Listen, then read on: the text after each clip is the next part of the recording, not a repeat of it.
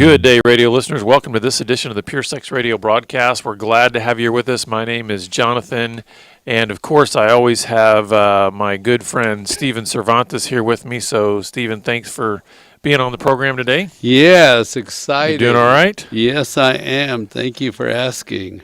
Yeah, so to just kind of set up what we're going to be doing today, there's a TED Talk by a counselor and professional speaker. Her name is Esther Perel. And she did a talk on rethinking infidelity. It's an excellent, about 20-minute talk. She's not coming from a biblical worldview, but lots of great just wisdom in there and just some interesting insights. And we're going to be kind of unpacking a lot of the things that are in there, because the reality is infidelity, affairs, unfaithfulness, these are things that that can attack a marriage, and we want to be able to understand how do we unpack that, and how do we learn how to respond to that, and how do we overcome that in a way that can still be cause there to be a flourishing relationship. In other words, not always think that any kind of infidelity must always be the end to a marriage. So, Stephen, I wanted to kind of pass it off to you to sort of continue to set the stage for us and tell us where we're going to be going. So one counselor shared with a friend, the friend shared with me, another counselor, and I shared with Jonathan. So I love beefy stuff. I don't like little simple answers that are, that waste my time. This is a beefy talk about this topic. It will make you think, because she says, I've traveled for 10 years looking at this one topic, and what are all the parts that make up infidelity? And she said, by definition, there's three parts. There's a secretiveness to the relationship, there's an emotional connection, and there's sexual alchemy. So think about that. You got to be secretive. And then remember, we talk in this program emotional connection. If you're not making it at home and somebody out there works to make a connection with you, you're vulnerable. And that's men or women, right? So I thought that was interesting. She said, watch for these three parts. Yeah, and I think there's a, one of the things that she said about the sexual alchemy there is there's this idea that it's almost about the desire. It's almost about the anticipation. It's almost about the longings, even more than necessarily the actual acting out sexually. And so I really feel like when you tie that into the secretive aspect and the emotional connection, it makes a whole lot more sense of what can comprise an actual affair. Are you thinking about this forbidden thing when you say that? Yeah. Because she talked about this dynamic. When something is forbidden, she said, you can't have it, and so you work to have it. Then you feel a new sense of being alive because you can have something that's off limits. And there's a dynamic, right? We all know that if something is sinful and evil and bad, and we go over there, it somehow makes us feel more than just the good kid doing the right thing. Well, and we know that in Scripture, because it talks about, Paul says, I didn't really know what covetousness was until I looked at the law and said, don't covet.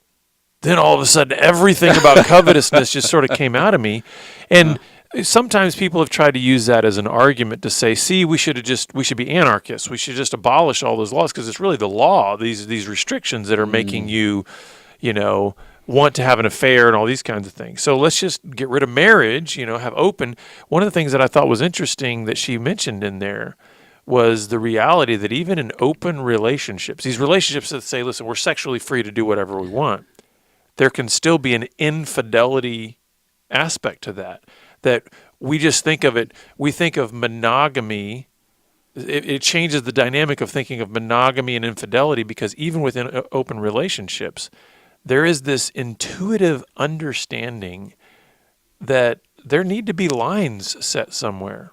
But think about what you're saying, because the forbidden, even when it's open, even when it's open, forgiven, there's something, right? Exactly. Because the other thing she said that was really interesting, she says, our imaginations are responsible for a lot of love. We use our imagination. We imagine, she said, in imagining a first kiss with someone can be so enchanting. It can equal like an orgasm of enchantment. Our minds turn to this forbidden, and we start to create with our imagination. And I thought, wow, that's good. Well, and I think that's sometimes why we get disillusioned about marriage. And let me just kind of go down this rabbit trail for a second and see what you think of this. I think one of the reasons that we can then become disillusioned with marriage is because we have such powerful imaginations, right?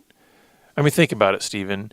When you are falling in love with somebody and you are imagining life with that person in a monogamous, faithful relationship, your imagination will always be able to take that further than reality. It'll right? exceed, absolutely. So then when you begin to unpack and live out this relationship, you realize, wait a second, things are a lot neater and cleaner, and they're not messy in my imagination, and I can fly in my imagination. It's like things can happen in that super orgasm in that place, right? Yeah. So that's why I think then sometimes the forbidden and the affair can become attractive is because it may not necessarily, one of the things she brought out was affairs are not always the case of being dissatisfied with your partner, but this illusion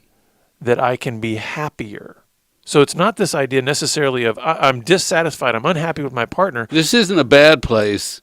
But boy, I could be happier. And it's that imagination, right? Yes. And I hope our listeners are kind of understanding what we're saying here, because it can sound like, well, if you're thinking of happier, you must be dissatisfied in some way. No, it's the super imagination that can take you from, think of it like we want to go on this path of good, better, best, right? Well, yeah, this is good, but I think I can have better. Yes. And that's where the imagination can trap us. Yes, and lead us astray. You know what she said? In a real relationship, you have to be a great lover, a great friend, a great parent, a great emotional connector. You have to be my intellectual equivalent. Right? You're supposed to play all those roles in this marriage. I don't know if I said that, if I said a great marriage, but in a real marriage, you have to play these 10 or 12 roles really well. And if you don't, I'm going to be disappointed. But who does? Who plays all 10 or 12 roles perfectly? Nobody, right? And what are we going to do with that? There's some disappointment. And if you've heard me talk before, I think we have to use the tool of grieving. In any regular, healthy marriage, we have to grieve that we don't have perfection. Oh, yeah. And I think that's a hard, that's part of that recognition, and if I could put it this way, sort of grieving of the disillusionment that we have in relationship between our imaginations and reality, is that we can't be all of those things, but that doesn't mean that in any one of those areas where there isn't equality, that we then go seek it elsewhere. Yes. That's why, I mean, if you think about the many things that we've heard over the years that tended to be maybe the impetus for certain affairs or unfaithfulness, how many times have you heard it start with, well, this wasn't present in my wife, but it was present in my secretary, right. or so, it's like my wife wasn't, and she didn't, and so we see a deficiency here, but outside we see this, supply. Yeah. I'm going to jump back to this whole idea of desire. It's really interesting. She says, with infidelity thinking, you say, I deserve to be happy. I have this desire to be happy, and I should be happy, and why can't I pursue my happiness? And in fact, why can't I be the happiest possible? Mm-hmm. That's desire run amok. Right? You have good, you said. But why can't I have the goodest or the bestest or the happiest or the mostest? Or why do I have to have just good? Yeah. Right? That's desire gone astray. Well, not to jump too far ahead, but one of the things that I think we miss in our culture, and just maybe even just our humanity, if we go down this mindset of the desire of just better, better, better, more, more, more. And by the way, I think that's very ingrained in us in the West. The very highly productive success reward mentality culture that says more, more, more.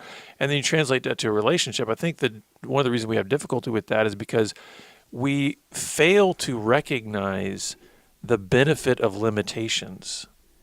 We don't think in those terms in the West, do we? That it's good to have boundaries. That it's good to have boundaries. limitations, That it's good to actually recognize limits of capacity. That it's good, even if I can put it this way without anybody, reaching through the microphones and slapping me, that it's actually good to face adversity. Mm-hmm.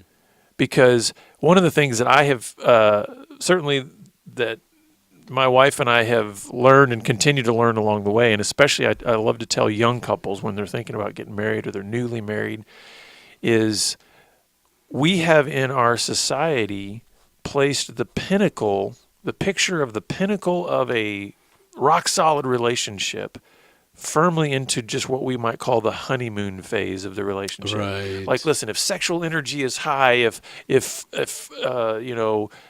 no conflict is really, just all these kind of like, you're in the butterfly stages of just like love. And I will often tell them, I'll say, you know what really forges the bond in a marriage relationship? It's going through pain, illness, conflict. Yes. Even if I can put it this way, not that we aim for this, but even the brokenness of an affair. Those are some of the fires that cause you to rethink, what are my priorities and what am I going to do about this relationship? And you know what occurred to me as I was thinking about this talk on infidelity. Why do we want to bring that up? Why do we want to talk about infidelity? We're going to make people uncomfortable.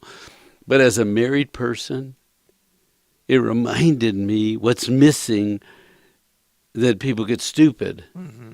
And if you know what's missing, you could do something about it. Right. But if you just rock along Joe Average, having a Joe Average relationship with everything is average, something's missing.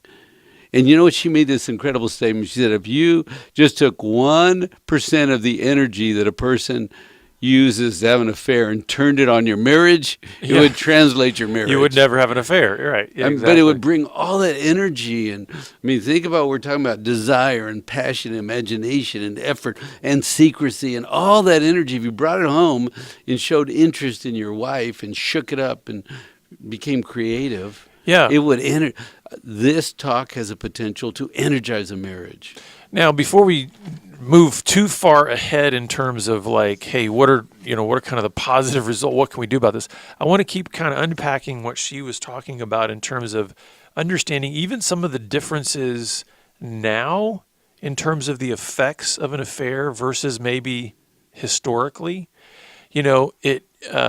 Even 100 years ago, maybe even 50 years ago, the discovery process of an affair. This was good. The discovery process of an affair is very different from the way it is today. Yeah. And so what happens, and I'll describe it in a minute, listeners, but the depth of trauma that a betrayed spouse feels today is much more than maybe somebody from 50 or 100 years ago. The reason being of how things are discovered today. So, for instance, 50 years ago, a wife might find a receipt in her husband's pant pocket for a restaurant and maybe some lipstick on a collar. A handkerchief or a smell or something, yeah. And that doesn't diminish a traumatic element to that discovery. Right. Nowadays, a wife might find a message on her husband's phone and then do digging and find hundreds upon hundreds of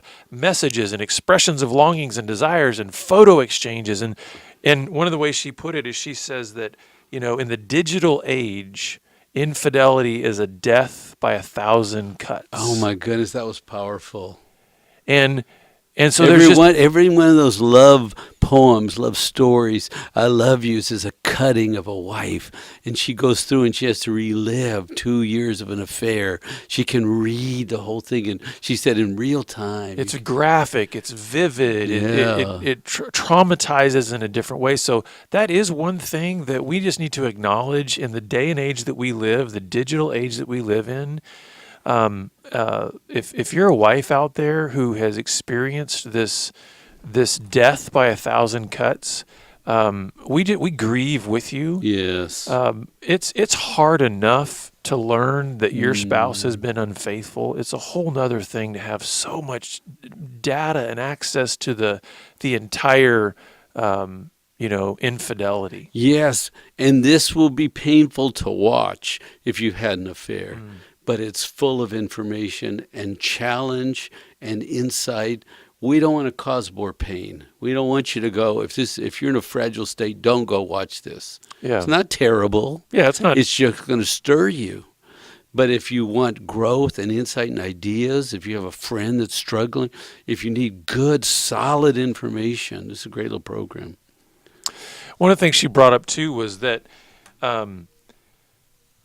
this idea that sometimes the motivation for an affair is a reflection of the deficiencies the offender feels in their own life. So, for instance, I think she gave an example of a wife who was having an affair who she just, how did she describe it? She just was a kind of always did the right thing. A good girl, did the good thing, never challenged her parents, didn't break the rules. Yeah, and felt a sense of lack in her own being. So this had nothing to do with her husband. Her husband was not doing anything, wrong, so to speak, wasn't abusive or anything like that.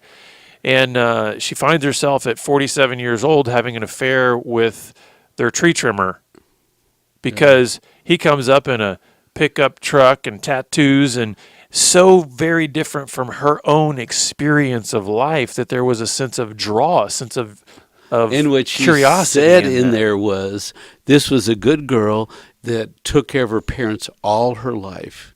And she said that girl didn't have an adolescence. Mm-hmm. She never felt like a young person, was never, and so I'm sure in her marriage she felt old and responsible, with her parents old and responsible, and somebody comes up laughing and joking and trimming the trees and cutting up and making her feel like a little girl. It brings out the weakness in her, and she plays to the weakness, right? That's your point. Yeah, and I want our listeners to know that just trying to help unpack just a lot of things that can be part of maybe the reasoning behind an affair doesn't bring out any kind of justification. Okay, so I don't want it to seem like, well, hey, this little girl, she's taking care of her parents all the time. She's super responsible. So because she didn't get to really experience adolescence, yeah, when you're 47, have an affair with your tree trimmer, everything's fine. No, we're just trying to help you understand some of the various avenues that can lead to an affair. And the weakness in us, right? I'm going back to repeat what you said, the weakness in us. Yeah. Somebody can play to and draw out of us. And because one of the things I think she was trying to highlight in the video is that we have very narrowly defined how we think an affair happens. And typically one of the things she says, we tend to say men go to an affair because they're bored. Women go to an affair because they've got a hunger for intimacy. And those are just kind of simplistic reasons. Not to say that there may have a vast number of people that's the reasoning, but it's more nuanced than that. There's a whole lot more pain and brokenness that's part of this process of kind of what motivates a person to go into the secretive relationship, the emotional connection, the sexual alchemy with another person than their spouse. So she outlined these issues. She said, why does betrayal of a committed relationship occur? What are some of the reasons? What's going on that an affair would expose the weaknesses? And then I think I captured most of them. If you have a longing or a loss, she said a lot of times around affairs, there's been a death of someone and there's a loss. And then the question is this all there is? She said, is this all there is to life? So longing and loss. Number two, the no emotional connection. There's no intimacy, no value, no growth, no I'm special and you're special. And then she said number 3 was freedom. You know, when you're an adolescent, you're free and it's light and it's fun. When you get to be an adult, it's heavy. You're constrained. You're a caretaker. The money has to be spent on others. You have to live this job and daily routine. You don't have freedom. But it could be a call for freedom. Number 4 would be sexual intimacy. Intensity. Something really jazzed up, like Jonathan was talking about, new and fresh and exciting. And so that could be part of it. And then the last one she said is a loss of youth and a desire to be young and wanted and pursued, you know, that youthful thing that happens, you know, in the beginning when 2 people tell the world to go away, it's just us. Yeah. You know? And I guess I would ask then, so regardless of maybe some of the reasoning that leads a person to maybe to consider or even act upon these desires toward an affair, you know, let's talk a little bit about where she kind of went in terms of maybe some of the healing, and that I was actually amazed to hear that she said the majority of couples that experience an affair do not separate, divorce. That was powerful. I don't think people realize that. I think people think, again, the normal expectation is, listen, if there's been that kind of betrayal in a relationship, not only is it right for you to disconnect and divorce, but you must. You know, almost like it's a mandate. You have to do that. And you remember what she said? She said, you know what the new shame is? Yeah. She said the new shame is staying with the man who cheated. Mm-hmm. Who can a girl tell? Because her best friend would say, well, get out, leave that jerk. Who can she tell? But is it the best thing? Mm-hmm. Or because go on with that, though. What happens if you stay? Well, so one of the things that she tries to introduce to her clients is the idea that there can be a new perspective gained on life. In other words, she tries to help clients adopt and embrace a discovery mentality towards what might be next. And so many times when you start unpacking all this reasoning that was part of why a person eventually did have an affair, they can recognize some of that brokenness. They can recognize some of the personal healing they may need. They can recognize the relational deficiencies they had. They might recognize the false sense of security they put in these imaginations. They recognize sort of the necessity for boundaries, the reality of just the messiness of relationship. And so it gains it's allowing a person in some ways to kind of step out of the imaginary and sort of re-engage the real. Yes.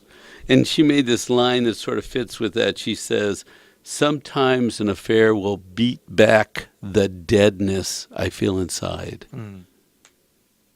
Right? Well, what was going on? I was feeling dead in this relationship, and I need something to wake me up. So I started my imagination, and I let my passions run wild. But she says, after an affair, we cannot live in status quo anymore. Mm-hmm. The status quo is broken. Now we have to have new, deeper conversation. I love that. Yeah. From the brokenness, new life. Mm-hmm. Right? She said, somebody will say to her, do you encourage affairs? Are you pro-affair? She goes, no.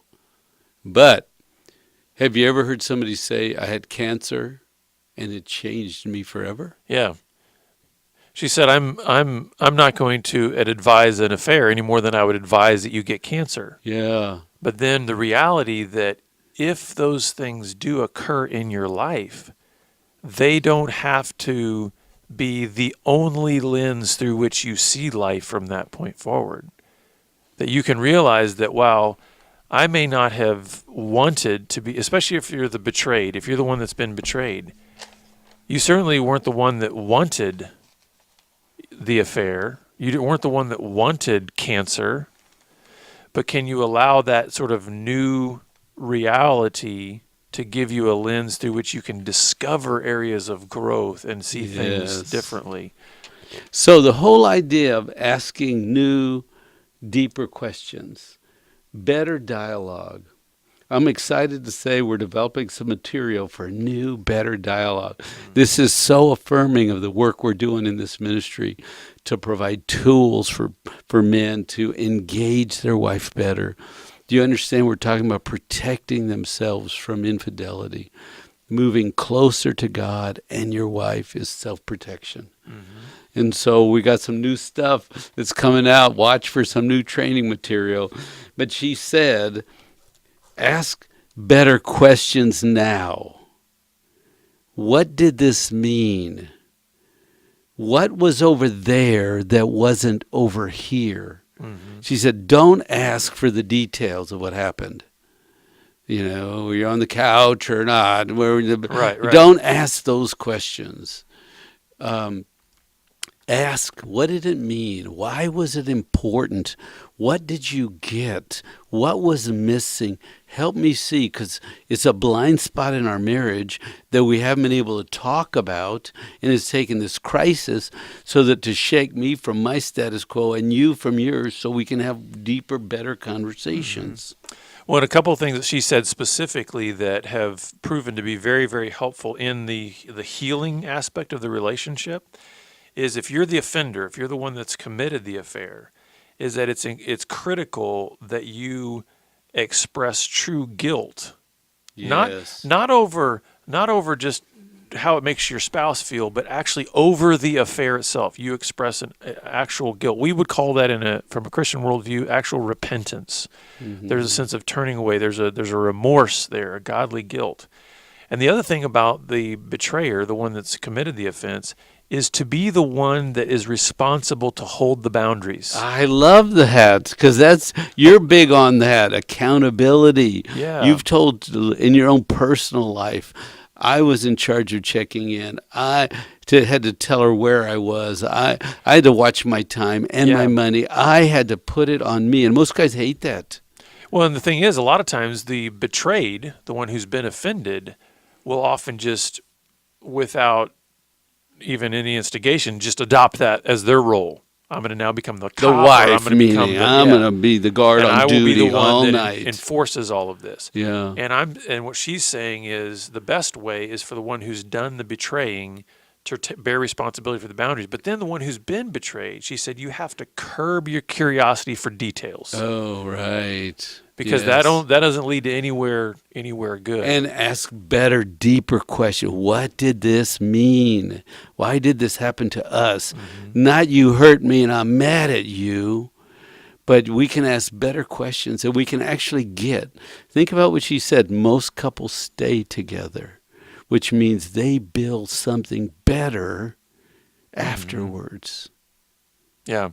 And I want to leave you with this because this was very powerful. She said, most people will have 2 to 3 intimate relationships in their life, meaning that we would put on par with the level of marriage, 2 to 3 relationships like that. She said the question that you have to ask is, do you want to have that with each other?